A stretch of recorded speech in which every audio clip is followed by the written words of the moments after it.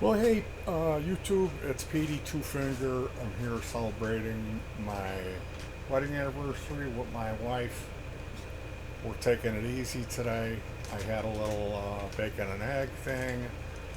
Watched some documentary on the band Nirvana about how they made their In Utero album. It's really sad that that happened, how that happened. Us losing that guy, however it happened, but. R.I.P. Kurt Cobain, man, that really, he was taken from us too soon, and I think when he could have kind of calmed down and gotten over whatever he went through as a child, would have been interesting to see the music that he would create. But today, I'm here to talk about a video I watched. I kind of went down this road again yesterday. I'm gonna take you over to YouTube, and we're gonna take a look at this video, "Healing Waters on Partly Forgotten Sacred Land." And I should say I'm sorry for running the air conditioner here, but I'm not shutting it off. So this video came out June 26th, 2021, which is really a coincidence. Mark Richard Socio Project. This is this guy's YouTube channel.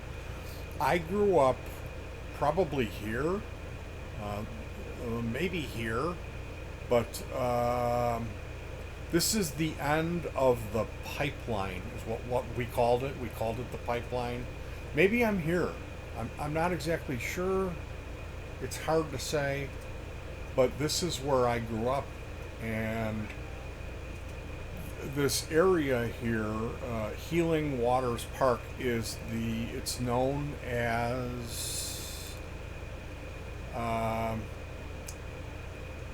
for the first thing, this guy talks about a lot of people referring to this area as Indian Village 23. Um, Indian Village is here, and this is in Chicago, so this is 20 miles east. Indian Village number 23, there's no mention of it on the internet. I grew up in Willow Springs from 1976 up until the 90s, when I got married, basically. Um, and I've never heard of any Indian Village 23. The Land of the Healing Waters is a whole nother story that transpired in 1983 at the Medina housing development. Um, it's a really long, really interesting story. I'm going to try to give a summary of it here. So Medina was a housing development in an area which was known as the Butchess Farm. Butchess was a family that owned this property that was undeveloped. Everywhere else was houses. So the pipeline ran through Willow Springs, the north side. Willow Springs is divided because the Des Plaines River and the canal and the Santa Fe Railroad runs through there. Okay, so this town is cut in half by the natural feature of the, well, I mean, is it a natural feature? I heard it was channelized. But as he mentions in the video, the guy does bring up a lot of legitimate history, except for when we get to this Land of the Healing Waters. That area was the Butch's farm, and I grew up there, so we explored that. We rode our BMX bikes and our motocross. We had a Honda SL175 and we had a CR125. My dad had an XT350, so we rode back there. Okay, and that was where I spent all my time. Was riding back there on those trails. We built jumps and ramps, and we explored. We knew every yard of that area. We knew, and I'm here to tell you, there was no stones there. Okay, those stones were placed there. That's why they run perfectly, and that, I mean, if you look at them, if you look uh, at like the photographs of when, like, they weren't there, they put them there. Okay, you can tell. Um, and they brought Tom Greenwood, who was an Indian performer. Okay, he called himself the White Buffalo, and he was a businessman. He worked at a shipping port company, and organized stuff for Indian rights. He was Scottish. Uh, Maybe he had some Potawatomi blood. I'm not sure. I just know that what happened was Medema was building this housing development, which was not successful.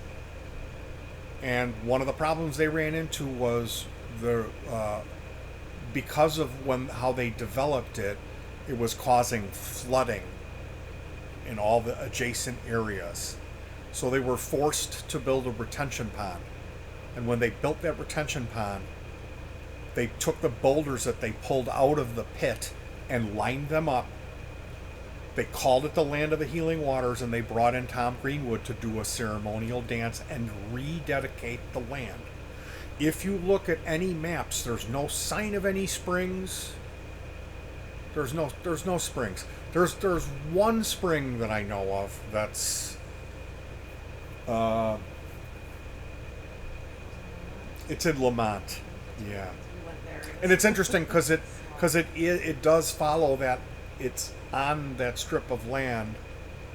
If you continue going southwest on the power lines, the pipeline as we called it, because see, not only do you have the high tension wires there above, underneath is the Illinois gas pipeline. Okay, so there's gas pipes under there, so that's why we called it the pipeline. And I grew up back there, and those stones were put there. They did a dedication. Now here's where it gets really weird, okay? The local legend and rumor that went around, because there was a lot of stuff flying around, and Willow Springs has been an area, all of that ghost hunting, that woman in white, anywhere you go in the world, typically there's a good chance they have a lady in white ghost thing, and it's suicide, scorned love, tragedy, something. This woman appears on the side of this road, and she needs a ride. She's got to find her scorned lover or her baby that got hit by a car. It's some kind of thing, and they have this Resurrection Mary character that is a local legend in Willow Springs. Now, there's a cemetery called Resurrection Cemetery, and we have Resurrection Mary. And then there was Al Capone rumor legend that they had these gambling houses and houses of prostitution and speakeasies, because the mob got a hold in Willow Springs at the time of the what do they call that when you couldn't drink? Prohibition. And Willow Springs became a mob town. So there was a lot of bad stuff going on with that, and people were killed. People were tortured and killed by the mob. And the county line runs through that area, so oftentimes the police were known to supposedly find a mutilated body in the woods and drag it across the county line so they wouldn't have to deal with it. Now, some of these gambling establishments were right on that same stretch of road, Archer Avenue, which is supposedly the Potawatomi Trail all of a sudden now. Interesting, Mount Forest Church, I went there, and that's where I had an accident with a lawnmower, and that's why my nickname is Petey Two Finger, because I'm a musician and I play my instrument with just my index and my pinky. A guy nicknamed me that when I was in a band, and I used it. It stuck. So yeah, Mount Forest. I went to that church. Lost my fingertips in an accident when I was a little kid there with this rickety old lawnmower. And also on Archer Avenue is something called Redgate Woods. And see, going back to World War II, the This story is infinitely more interesting than the Indian healing waters when you know the truth. Okay? But you have to really trust me that this is just me living there, what I've put together from looking at it with an open mind. That this is what I think happened. Okay? The Manhattan Project, they had 3 sites where they developed the nuclear bombs, Fat Man and Little Boy. One of those sites was University of Illinois, Chicago, and their field laboratory was Argonne National Laboratory, and also they built a specific dedicated area called Redgate Woods, and that's where they came up with they developed the radioactive materials to use in those bombs. Okay? When they were finished at Redgate Woods, and this is right down the street from Resurrection Mary Cemetery and these speakeasies on Archer Avenue, which is about 2 miles south of the Healing Waters area. Okay, but Willow Springs, ghost hunting, and the spiritual thing, it's all kind of tied into the same thing. They just poured cement over Redgate, the facility, and years later it cracked and spread into the water table. So they ended up capping off all of the wells that were at the forest preserves in the area. That area has a lot of forest preserves. That area right near the river floods, so they don't build on it. So yeah, they capped all of the wells, and there's a park on the property of Argonne National Laboratory that has this Sawmill Creek that runs through there, and supposedly that was hot too. And this is a place people go and take their kids. There's a dam which is called Waterfall Glen, and you go and wade at this waterfall. That's real beautiful. That was man-made by FDR with his Depression era crew of guys, soup line guys. They built that. They built the forest preserve system because his wife Eleanor was a naturalist, and they had that shut down for 10 years. And the local rumor was that it was because it was radioactive. The sign said it was because of a tornado damage. Supposedly, and there was a tornado that went through Lamont in the 70s that did a lot of damage. And that's basically the town on the other side of the river. But it was just weird that they had that closed down, and then they opened it back up. And we used to love taking our kids there. Also going in on the Des Plaines River on our boat, and then going into Sawmill Creek that way, covertly. But in 1983, when the local governments discovered that there was heavy metal and other undesirable elements leaked into the water table, because everyone had well water and all of that water was getting toxified. They didn't come out and tell everyone. Okay? They came out and brought city water in, and you as a landowner had to pay to get piped in city water. And there was a group of concerned naturalist hippie types who called themselves Broken Arrow. They were sending out pamphlets in the mail alerting everyone, hey, that what's going on is Redgate Woods, the site where, I mean, they have a huge boulder there that's been engraved, and it's carved in, and it says, this is the site where they did the nuclear bomb. Don't go fucking around back here, you know? Or maybe it says, oh, there really isn't any danger, but and like I said before, I never went back there and played around. And that's on Archer. All of this is right on the same strips of the road. Basically, at the end of that Archer, you whip around a little bit, and then there's that Argonne National Laboratory and that Waterfall Glen, which I remember a town hall meeting in '83. We went to the school in the gym, and they had the police and the village officials. And I mean, everyone was pissed because you were going to have to come up with like $3,500 in 1982 money, whatever it was, 83, to get this water. And like my mom didn't do it. And my dad died of cancer in '83.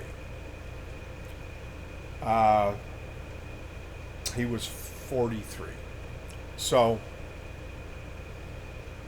I used to look it up on the internet, and I did find proof that all this is true, that Redgate cracked, that it leaked, and all that stuff is gone now. You can't find trace of it. But them capping off all the wells, all that was there, and they had the numbers, they had the tests. At that meeting in the forgive me for jumping around so much, but this is a massive, massive, massive story. My mom and I were in that gym, and the two guys at least from Broken Arrow stood up in the Q&A thing, and they started asking some very scary questions, and they had them removed. These guys, I think they weren't even police, like private security guys in suits, put hands on them and removed them from the meeting. And that's what coincided with Tom Greenwood coming and the Land of the Healing Waters. Okay? Those rocks were never there. They were dug out of the retention pond, which is fenced off so kids wouldn't go in it. There's a pool that you pay admission, Willow Swim Club. Well, it's gone now. The Cheslow family. It's a beautiful double Olympic pool. They didn't want people swimming in there, but they brought Tom Greenwood in, and I was there. My mom was there. And that was just kind of a psyop. It was just like, this is the Land of the Healing Waters. Yeah, there's going to be a spike in cancer deaths and shit like leukemia, which Jonathan Croyce, a child was born to a friend of the family who lived a block north, and the people we bought our house from, who moved across the street, had a custom home built. Debbie and Peter got together and got married, and one of their children had childhood leukemia. He was treated and he's fine now, but that's just a little side note that this affected me a little bit. You know, my dad died. So when you talk about the Land of the Healing Waters and you say, oh, these Indians were there having powwows, there's no evidence of any of that. There was no Indian stuff in Willow Springs. There was that room, and all of this goes back to one thing, the movie Poltergeist. Can you look up what year that came out? 82.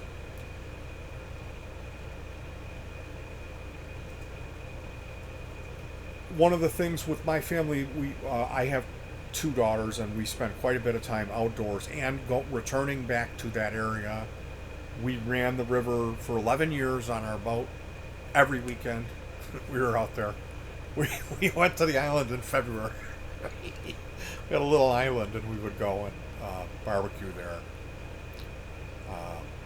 It's a little bit southwest by Route 83, but it's right parallel to that stretch of the river. with Resurrection Mary and all that. But we spent quite a bit of time back there, and I had heard just a couple of times from people who really knew, people who had lived back there their whole life, and they would tell you that there's a real waterfall. That Waterfall Glen was a dam. Nobody knew any better. And this real waterfall exists. So it became a thing with me looking for it, and we found it on my birthday. What year was that? I want to say 2015. We found the waterfall, and it has 600 species of flora and fauna supposedly that they were trying to protect. And I was in tears when we found it. It was so beautiful. I mean, comparing the waterfall to Waterfall Glen, or the dam, the man-made thing, this is like the hand of God came down and carved this rock face out that's covered in moss. And it's small, but it's incredible. It's incredible, that waterfall. And so we were filming and shooting stills, and we went back there several times. And then I put together, trying to tell this story, I put together a video which I called The Secret, meaning the secret waterfall. And at the end of that, I used that footage where we discovered it. We find the cascade first. And then there's 3 visit videos where we went back and shot the secret waterfall when it was rainy. One day on Easter we went back there. So those videos, YouTube banned it, and it lives on my Vimeo. It's the same name for the channel, Petey Two Finger channel. I also have a BitChute, okay, and I'm not trying to blow up on the internet and be viral. I actually made The Secret with the first few minutes of it, trying to get people to click off of it and not watch it. Because I really don't want to go back to that location and see cigarette butts and spray paint. I understand why they made the decision to keep it a secret and build a distraction waterfall for the public to go and enjoy. But it's a testament to how awesome my family is that we found it. How cool I am. And I made The Secret, and we made the visit videos. Now, BitChute Petey Two Finger has The Secret in its entirety. It's a 2-part video. It's like 43 minutes, because I tell all these stories in there in more detail with more graphic footage and editing and creative thing. The visit videos are on this channel. They're on my YouTube channel. There's actually a playlist for The Secret, but they banned The Secret, so the stuff is kind of all over the place. But the visit videos, I just used some really good instrumental guitar music and shot creatively there, and it just kind of shows the beauty of it. The pictures are really oversaturated and edited quite a bit, but it's worth your time if you dig this story and you dig this location, because the place itself is unbelievable. It's like no place I've ever been. It's just so cool. You know, this huge rock face covered in moss, and then there's another hill that comes down on the opposite side. It's like you're in a room of nature, you know. And there's people that go there that leave stuff. There's a set of googly eyes on a moss rock, and we found some Indian jewelry in a giant crevice. So it's a really cool story and really cool place, and I'm very proud of that, The Secret. But there's no fucking healing waters in Willow Springs. That was all a lie. Those rocks were never there before. As far as Indian Village 23, I don't find any history of that, and I've never heard of any of it. That retention pond, the Land of the Healing Waters, was dug out because Medema caused flooding.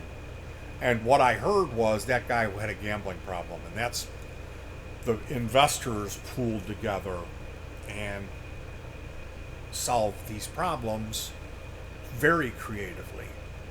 But the reason you don't hear any history, like in this guy's video, he says, "Oh yeah, I went and asked all these people about it."